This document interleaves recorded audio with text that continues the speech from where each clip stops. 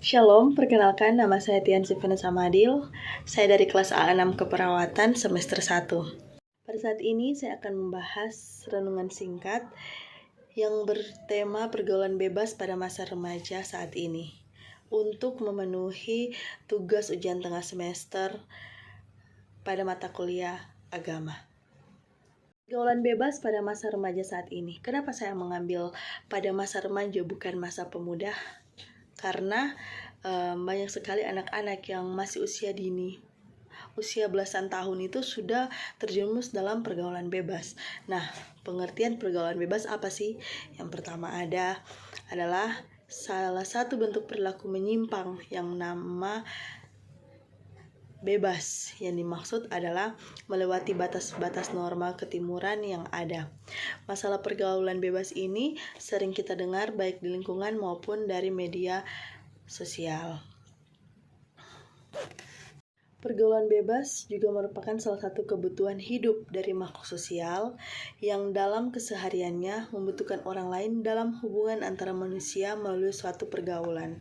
Sedangkan pengertian dari remaja adalah generasi penerus bangsa. Nah, di dalam masa remaja ini dia dikatakan sebagai teenager atau masa muda yang masih belasan tahun. Nah, teenager ini dikatakan kehidupan remaja yang penuh dengan keceriaan, warna-warni, dan permulaan usia mengenal lawan jenis. Apa ciri-ciri dari pergaulan bebas? Ada beberapa ciri-ciri dari pergaulan bebas. Pertama, menghamburkan uang untuk kesenangan semata menurut kepuasan nafsu. Sudah pasti itu salah satu ciri-ciri dari pergaulan bebas. Yang kedua, kurang bertanggung jawab apabila diberikan tugas. Yang ketiga, tidak bijaksana dalam memanfaatkan waktu. Contohnya main game dan begadang, suka nongkrong-nongkrong. Coba waktu itu kita gunakan untuk hal-hal yang positif, membaca buku, seperti itu ya. Yang keempat, suka ikut pesta hura-hura yang tidak bermanfaat.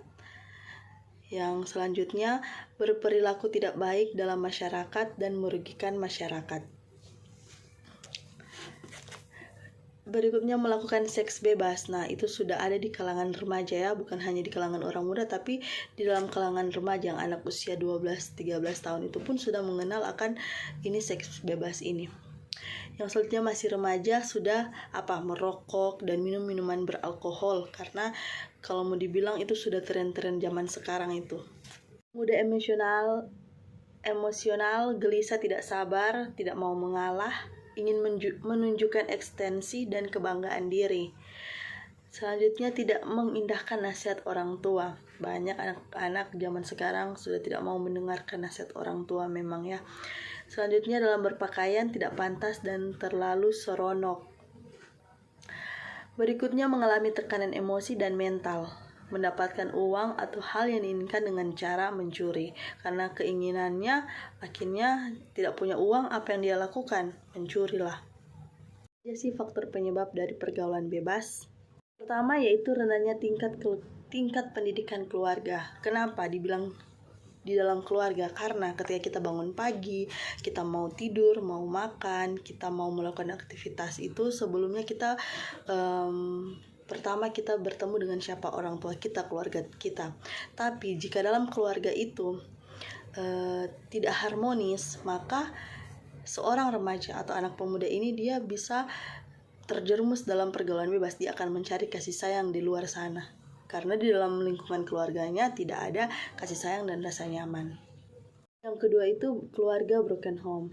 Ada mirip-miripnya seperti yang di pertama, tapi di keluarga broken home yang kedua ini dia sering melihat orang tuanya itu bertengkar. Akhirnya dia keluar dari lingkungan yang itu. Dia lebih tidak mendengarkan orang tuanya, lebih tidak menghargai orang tuanya. Karena kenapa? Dia selalu melihat orang tuanya berkelahi di dalam rumah, kayak tidak ada rasa nyaman. Jadi dia cari yang di luar-luar. Yang selanjutnya ekonomi keluarga. Nah, di sini contoh ekonomi keluarga ini yaitu satu keluarga yang ekonominya rendah atau tidak bisa menyekolahkan anaknya, dan akhirnya anaknya tidak sekolah, tidak melanjutkan sekolah, bisa dia bergaul dengan anak-anak yang putus sekolah juga. Yang keempat, kurang wawasan agama. Nah, ini yang penyebab yang keempat ini sangat penting. Kenapa?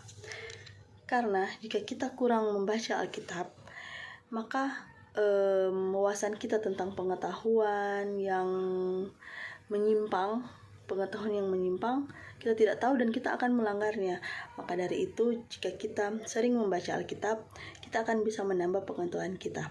Nah, di sini dibilang sebagai pemuda Kristen kita harus membangun kondisi iman yang teguh agar tetap berada di jalan yang dikehendaki Tuhan, jalan yang akan membawa masa mudamu lebih bermakna dan diberkati. Seperti Amsal 22 ayat 6 berkata, "Didiklah orang muda menurut jalan yang patut baginya, maka pada masa tuanya pun ia tidak akan menyimpang daripada jalan itu." Kita harus melangkah di jalan yang dikehendaki Tuhan.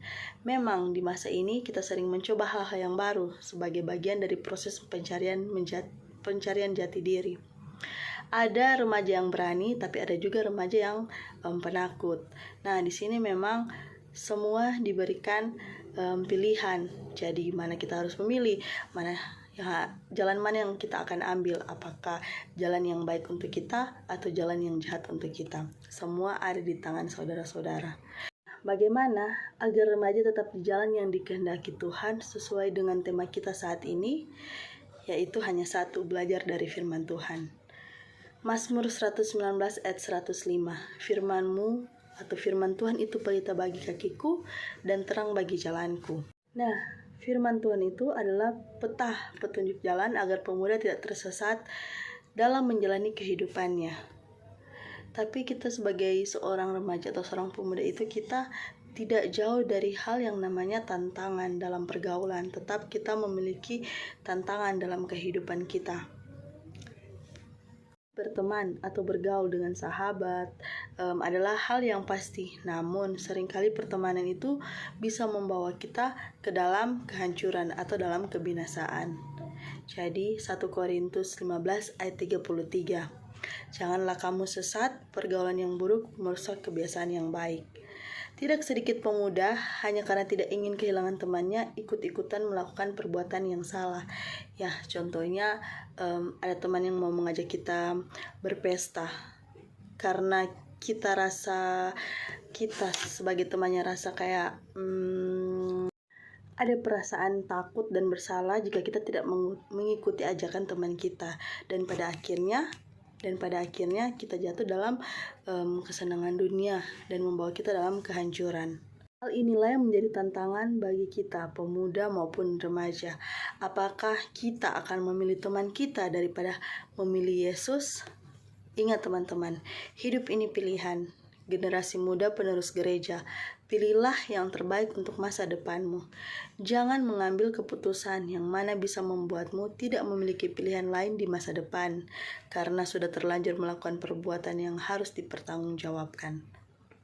Amsal 13 ayat 20, "Siapa bergaul dengan orang bijak menjadi bijak, tetapi siapa berteman dengan orang bebal menjadi malang." Karena itu kita sebagai orang muda atau orang remaja dituntut untuk selektif dalam pergaulan. Tapi bukan berarti kita harus memilih berdasarkan status sosial ekonomi atau sejenisnya. Namun kita harus memilih apakah teman kita ini membawa kita ke dalam hal-hal yang baik atau hal-hal yang buruk. Kita bisa berteman dengan siapa saja, semua orang, tapi kita tidak boleh terbawa arus melakukan yang tidak berkenan di hadapan Tuhan. Mazmur 119 ayat 9. "Dengan apakah seorang muda mempertahankan kelakuannya bersih? Dengan menjaga sesuai dengan firman-Mu." Kita bisa saja kecewa karena melakukan perbuatan baik yang menghasilkan pengkhianatan. Namun percayalah, tidak ada perbuatan buruk yang pada akhirnya tidak disesali. Semua perbuatan buruk yang tidak berkenan kepada Tuhan akan mendatangkan penyesalan cepat atau lambat. Karena itulah dalam kehidupan remaja kita butuh peta sehingga tidak tersesat. Kita butuh firman Tuhan sebagai pelita untuk melangkah di jalan yang dikehendaki Tuhan.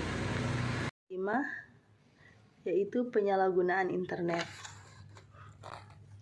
Internet tidak hanya memiliki fungsi informasi, pendidikan, dan hiburan, namun juga memiliki fungsi mempengaruhi. Perbedaan arus informasi di internet sangatlah pasif dan tidak terhindarkan. Anda bisa mengakses apapun yang ada di internet. Internet bisa berbahaya karena berisiko membuat anak-anak meniru konten yang tidak pantas di internet. Oleh karena itu, pengawasan dari orang tua penting untuk mendampingi sang anak saat menggunakan internet. Ketika seorang remaja atau pemuda melakukan atau terjerumus dalam pergaulan bebas, maka ada dampak dari pergaulan bebas itu. Yang pertama, seks bebas. Seks bebas itu melakukan hubungan suami istri tapi sebelum dia menikah atau belum ada ikatan. Dan jika kita melakukan seks bebas ada konsekuensinya, yaitu kehamilan di luar nikah, penyakit-penyakit menular seperti HIV AIDS dan penyakit-penyakit menular lainnya. Yang kedua, ketergantungan obat-obatan terlarang. Kita ketergantungan obat-obatan terlarang seperti narkotika. Ada juga obat yang zaman sekarang itu yang namanya komiks begitu. Otomatis otak kita akan rusak dan kita akan masuk rumah sakit. Ujung-ujungnya apa? Kita akan meninggal. Jadi segala sesuatu yang kita lakukan tetap ada konsekuensinya. Yang selanjutnya, yang ketiga, yaitu kriminalitas. Nah, dalam kriminalitas ini contohnya pecandu narkoba. Ketika dia sudah tidak memiliki uang, untuk membeli narkoba, apa yang dilakukan? Dia mencuri. Dan ketika orang yang dicurinya ketahuan, dia membunuh agar dia tidak melaporkan. Itu bisa jadi dampak dari pergaulan bebas. Yang keempat, hubungan tidak baik dengan keluarga. Seorang anak memilih pergaulan bebas mungkin karena kedua orang tuanya sering bertengkar, seperti yang saya bilang tadi, anak broken home. Jika itu terjadi, sikap anak kepada keluarga atau kepada orang tuanya bisa berubah seperti mudah emosi dan tidak hormat. Meski bukan dari keluarga broken home, anak yang sudah terjun atau terjerumus ke pergaulan bebas cenderung membangkang kepada orang tua. Yang terakhir yaitu prestasi menurun. Dia yang dulunya anak yang pintar, yang selalu memiliki prestasi yang tinggi, tapi ketika dia terjerumus ke dalam pergaulan bebas, akhirnya dia bolos sekolah, dia mendapat nilai jelek dan sudah malas-malasan untuk belajar. Akhirnya prestasinya menurun. Menghindari pergaulan bebas, beberapa cara.